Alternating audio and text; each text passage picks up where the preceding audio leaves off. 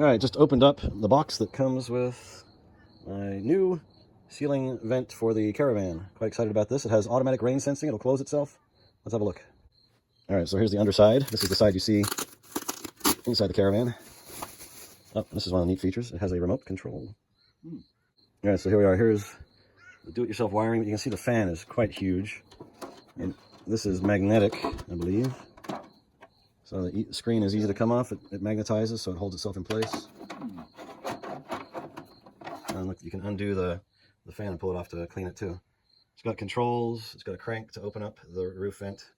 But as I said, it will automatically close if it senses rain. Hopefully that rain sensor works well. But it's got suck in the air or blow out the air. And a timer too. That's nice. Wow. So now all I got to do is install it. All right, so the first step of getting this old fan out of here is to take the screws out in the corners. So there's the wires that I connect the new one to. So the rest of this is on top of the roof, which we will tackle next. Now I'm just putting the screw driver in and getting the screws to come out, and then we'll pry it up from there, hopefully. All right, switching to a paint scraper, which should get in here a whole lot quicker and easier and flatter.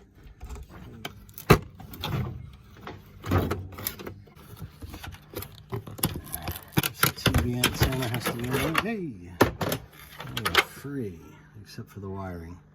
And see a little bit of what's underneath this roof. All right, so there it is. You can see again, the roof is very thin, and there's some styrofoam, and can we even see? It looks like there's maybe a sheet of plywood, thin plywood that goes all the way across, and probably some kind of 1x1 framing. Yeah, it seems to be fairly deep. But so far, on two sides, I don't see any water intrusion. It seems like it was really well sealed. Now I can disconnect the wires and put the new unit in just to test it and clean off, of course, clean off all this muck, which I'm going to need to be careful of because you can see the cut aluminum there has not been sanded down, so I don't want to cut myself on that. I'm going to clean off as much of this gunk as I can and then clean it off with terps or mineral spirits or denatured alcohol so the new stuff will stick on really well.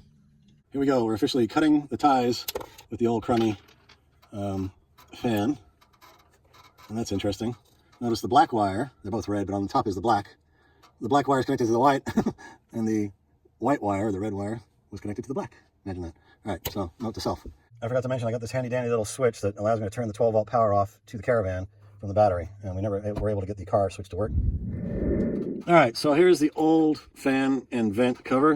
You can see the fan is about 1/4 the size of the opening, whereas if we get the fancy new one, look at that. Yeah! Woo! And it's got the timer, sucks the air in from outside, blows the air out from in here, and it also closes itself if there's rain. So I'm anxious to get this connected. That's cool. Yeah, oh, wait, there's somebody here. Hey. Oh, huh. Okay, so I've got the cables connected briefly just to see if it works. I've got black to the real black, and I marked this with a marker. And that was the black to the black. You know, let's see if it works. Come on, baby.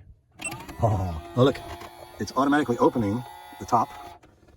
And now, I gotta turn, okay, do we want it to suck out or suck in? Let me suck it out. Or suck in the cold air from outside. Ooh, oh yeah, I can feel it. Oh, that's just speed 1. How many speeds does it have? I haven't mounted this in yet, no screws. Ooh. Oh man, yeah, it's really sucking the cold air in outside because it's pretty cold outside.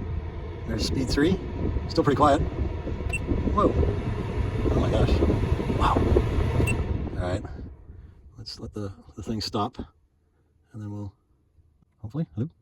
Oh, I have to think about it. Oh wow, this is nice. I can't even hear it, it's so quiet. That's 2, that's 3. This is gonna dry off the shower quite nicely, I'd say.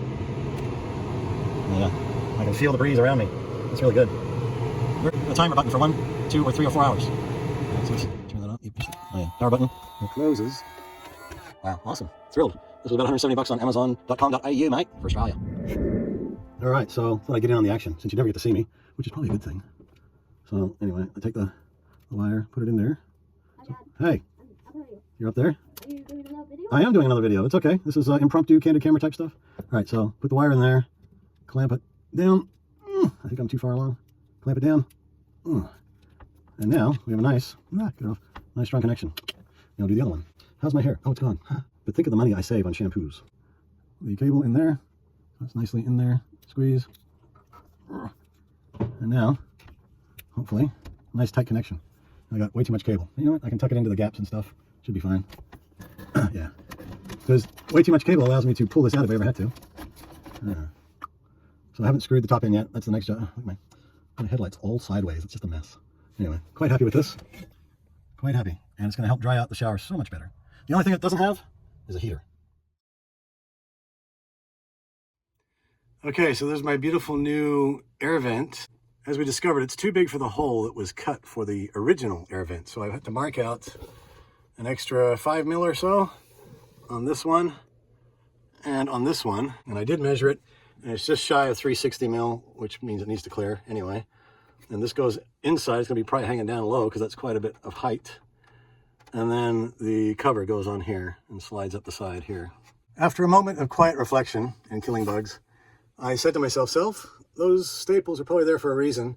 And there is what seems to be another piece of wood behind this. Just hammer these in to the depth of that cut, and they should be holding on to whatever they're holding on to, which I believe is another strip of wood inside there. Oh, look, it's falling away. Hey. Okay, not the cleanest cut in the world, but not bad for not even a weekender handyman, a once in a blue moon handyman. And as you know, we don't have blue moons very often. All right, so now I got that cut in. Now I got to come across here, and we'll be done.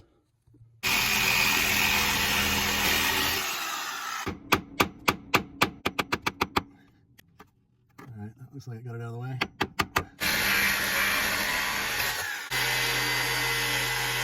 Okay, I got these really cool goggles on now, which make it almost impossible to see.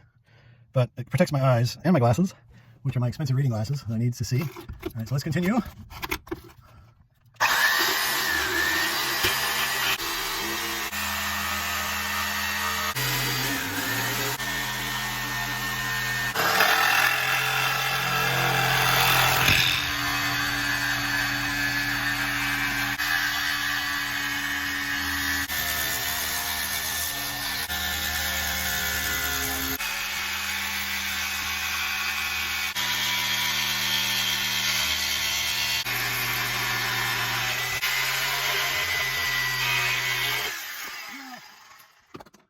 One of the next things I'm going to have to work on is cleaning what was a nice, tidy toilet and shower stall.